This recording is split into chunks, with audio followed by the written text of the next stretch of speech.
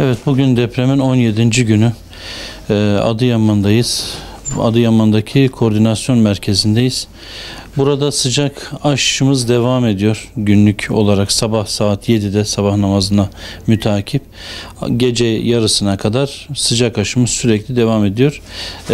Çorbamız ise neredeyse 24 saat aralıksız devam ediyor. Dağıtımını sürdürüyoruz. Bunun haricinde gelen insani yardımlar var, acil yardımlar var.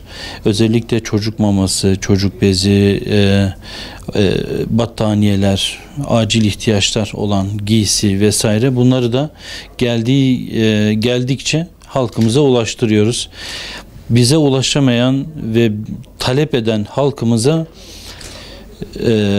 gidip adreslerinde onlara ulaşıyoruz, onlara veriyoruz. Bu taleplerini de karşılamaya çalışıyoruz.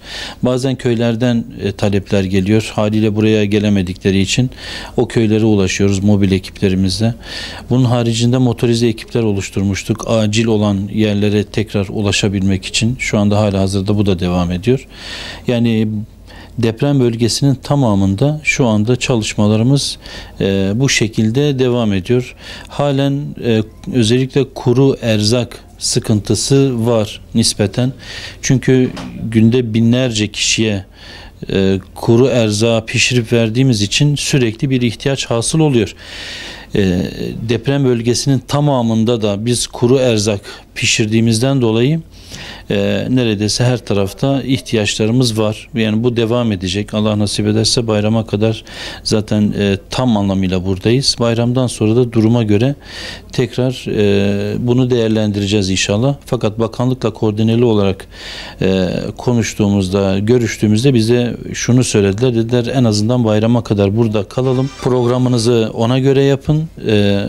Bayramdan sonra tekrar değerlendireceğiz dediler. Biz de bu şekilde programımızı, hazırlıklarımızı bu şekilde yapıyoruz inşallah.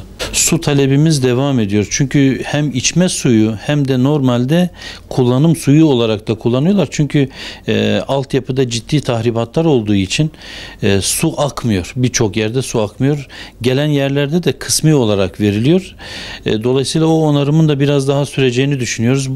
Önümüzde yaz olduğu için su ihtiyacı azalmayacak, çoğalacak. Dolayısıyla su her zaman temel ihtiyaçlardan bir tanesi.